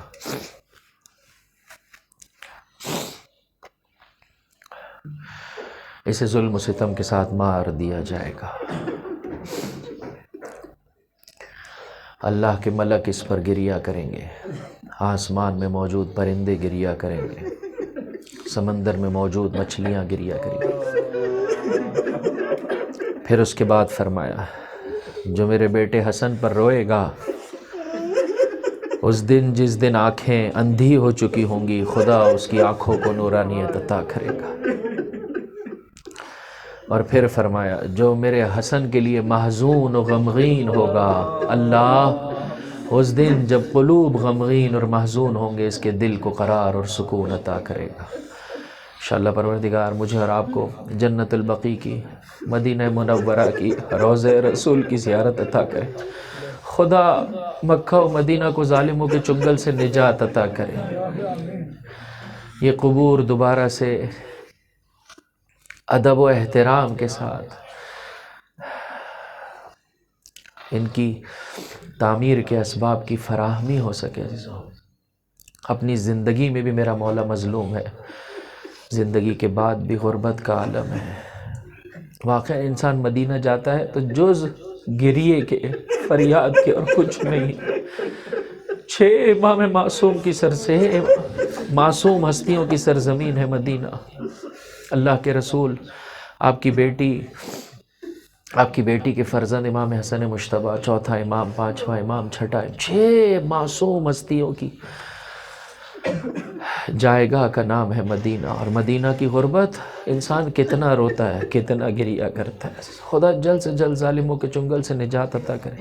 اس غیبت کے زمانے میں عزیز و فقہا سے، رہبران نظام سے اپنا رابطہ مستحکم کیجیے۔ دشمنوں کے خلاف اچھے طریقے سے عزیز و انسان کوشش کرے، ظہور کے اسباب کی فراہمی بھی ہوگی، اور انشاءاللہ العزیز یہ سارے پاکیزہ مقامات بھی آزاد ہو جائیں گے۔ اجرکم علی اللہ، اجرکم علی اللہ۔ فرمایا جو میرے حسن کی زیارت بقیع میں جا کر کرے، پروردگار اس کے پیروں کو ثبات قدمی عطا فرمائے گا۔ دنیا کے مرض میں مبتلا ہوئی زوجہ، قاتل گھر میں موجود ہے۔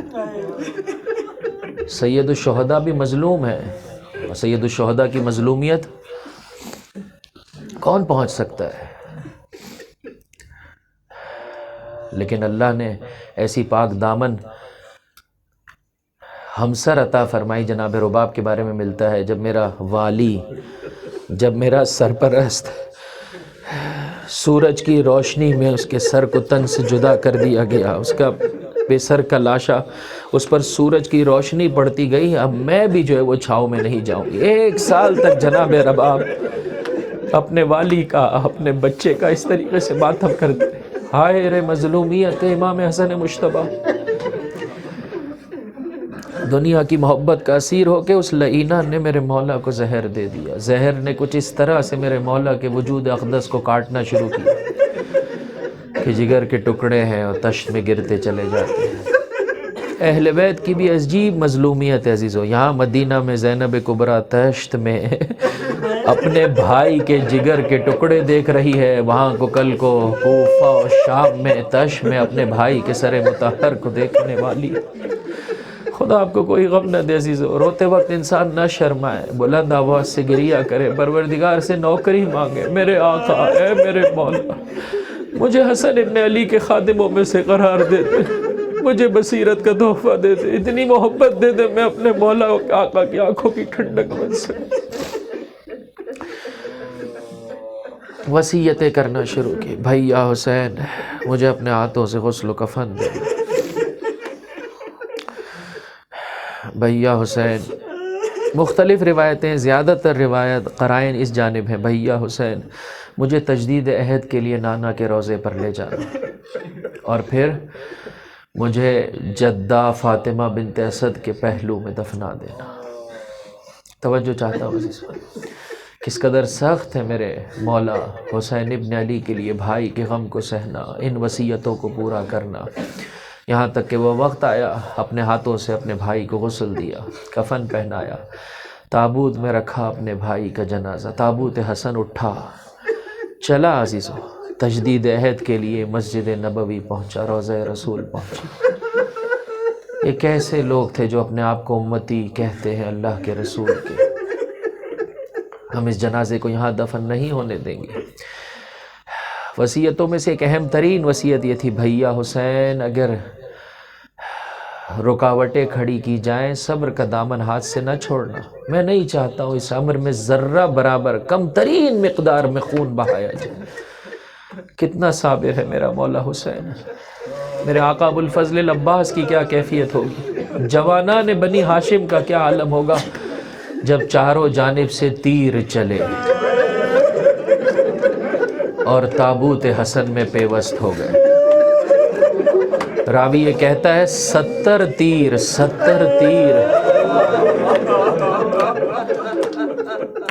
خدا نہ کرے یہ جنازہ واپس پلٹا ہو۔ زینب ام کلثوم کی کیا کیفیت ہوگی؟ میں ہاتھ جوڑ کر اتنا کہوں گا، بیبیوں اپنے آپ کو کربلا کے لیے آمادہ کر لو۔ آج بھائی کے جنازے پر تیر ہیں، کل بھائی کے لاشے پر تیر ہوں گے۔ اجرکم علی اللہ۔ کیا امت کی وفا ہے عزیزو، پنجتن پاک کے ساتھ، اصحاب کسا کے ساتھ۔ ان 5 ہستیوں میں سے عزیزو 2 ہستیوں کی تو تشییع جنازہ ہی نہیں ہوئی۔ بلند آواز سے انشاءاللہ گریہ کیجئے گا، 2 ہستیوں کی تو تشییع جنازہ نہیں ہوئی۔ اللہ کے رسول جس جگہ پر آپ کا انتقال ہوا، آپ کے حجرے میں ہی آپ کو دفنا دیا گیا، یعنی جنازہ اٹھایا جانا اور قبر کی جانب لے جانا، یہ تشییع نہیں ہوئی اللہ کے رسول کی۔ اور اسی طرح سے فاطمہ کے لال کی، حسین مظلوم کی تشییع جنازہ نہیں ہوئی۔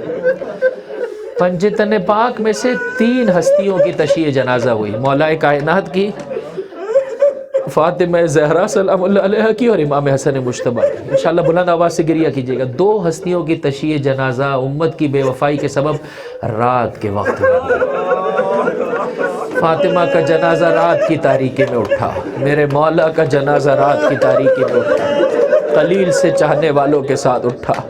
پس پنجتن پاک میں سے اگر دن کی روشنی میں کسی کا تشییع جنازہ ہوا ہے تو وہ حسن مجتبیٰ کی ذات گرامی ہے، اور اس کے ساتھ امت نے یہ سلوک کیا کہ تیر چلا ہے۔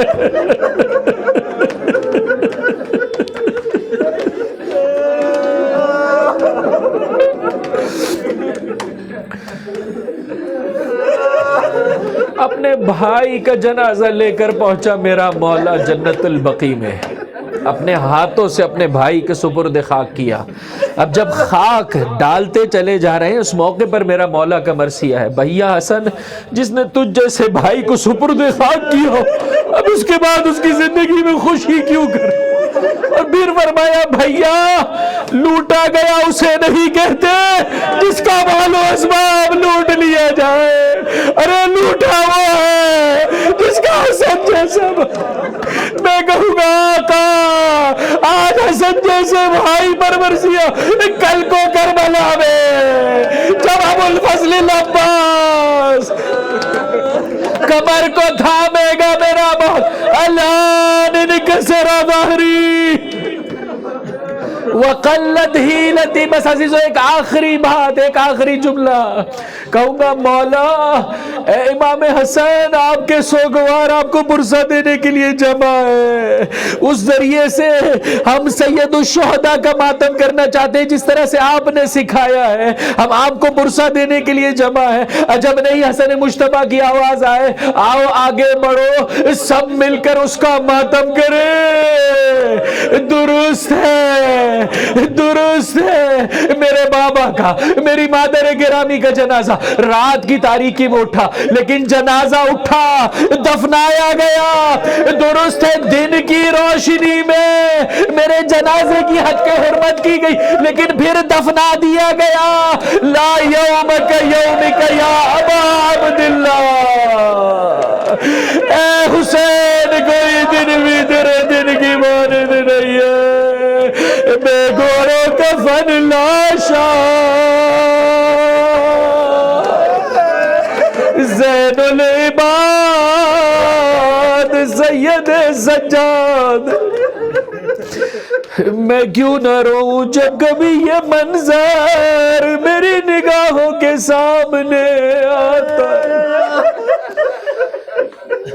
الا ولعنت اللہ علی القوم الظالمین وسیعلم الذین ظلموا ای منقلب ینقلبون۔ بار الہ ہمارے اس خلیل توسل کو اپنی بارگاہ میں قبول و مقبول فرما۔ بار الہ ہمارے گناہان کبیرہ و صغیرہ معاف فرما، جو زندگی باقی رہ گئی ہے تیری اطاعت میں بسر کرنے کی توفیق عطا فرما۔ پروردگار تجھے واسطہ محمد و آل محمد کا، ہم سب امام حسن مجتبیٰ کے سوگوار ہیں، ان کے طفیل ہیں، میرے پروردگار ہمیں ان کے واقعی شیعہ، واقعی محبوں میں سے قرار دے۔ پروردگار بصیرت کا تحفہ، معرفت کا تحفہ، حب آخرت، حب اہل بیت کا تحفہ ہم سب کو عطا فرما۔ حب دنیا کے مرض سے ہم سب کو نجات عطا فرما۔ مومنین مومنات اپنے دلوں میں حاجتیں لیے ہوئے ہیں، ہر وہ حاجت جس کا پورا ہونا تیری مصلحت میں قبول و مقبول فرما۔ جو مریض ہیں التماس دعا کے لیے کہا ہے، اس عالمی وبا کورونا میں مبتلا ہیں، جلد سے جلد شفائے کاملہ و عاجلہ عطا فرما۔ پروردگار تو واسطہ محمد و آل محمد کا جو رزق کے سلسلے میں پریشان ان کی پریشانیاں دور فرما، رزق حرام کی لعنت سے صاحبان ایمان کو محفوظ فرما، تیری راہ میں کام آنے والا رزق، اہل بیت کی راہ میں کام آنے والا رزق، دیگر لوگوں کی مشکلات کو ختم کرنے والا رزق زیادہ سے زیادہ صاحبان ایمان کو عطا فرما۔ واسطہ محمد و آل محمد کا ہے میرے پروردگار، جو بچے شادی کی دہلیز پر ہیں، ماں باپ کو اچھے طریقے سے اپنی ذمہ داری بجا لانے کی توفیق عطا فرما۔ ان نوجوان بچوں اور بچیوں کو دنیا و آخرت کے لیے کارآمد ہمسر عطا فرما۔ جو شادی شدہ تیری بارگاہ میں اولاد کے متمنی، جناب علی اکبر، جناب سکینہ کی مانند صالح اولاد عطا فرما۔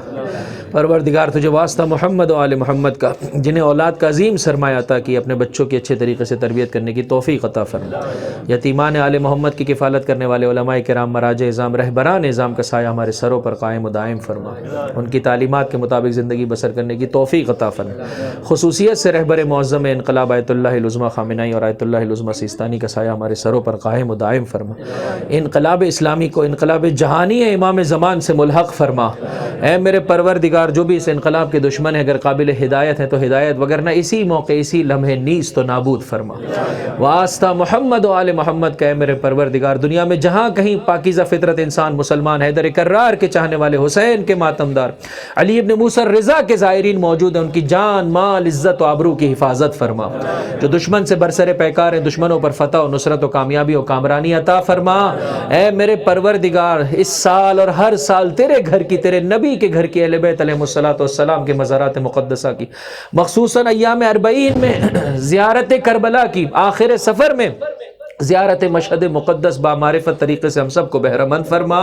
اے میرے پروردگار، جنہیں تیری محبت میں درجہ شہادت نصیب ہوا ہے، ان کے درجات عالی ہے اور بلند فرما۔ ہم سب کو بھی جو کچھ تو نے اس دنیا میں عطا کیا، اس دنیا نے ختم ہو جانا ہے عزیزو۔ پروردگار تجھے واسطہ محمد و آل محمد کا، جان، مال، عزت، آبرو، شرف، اپنی اولاد، سب کا سب تیری راہ میں خرچ کرتے ہوئے ہم سب کو درجہ شہادت عطا فرما۔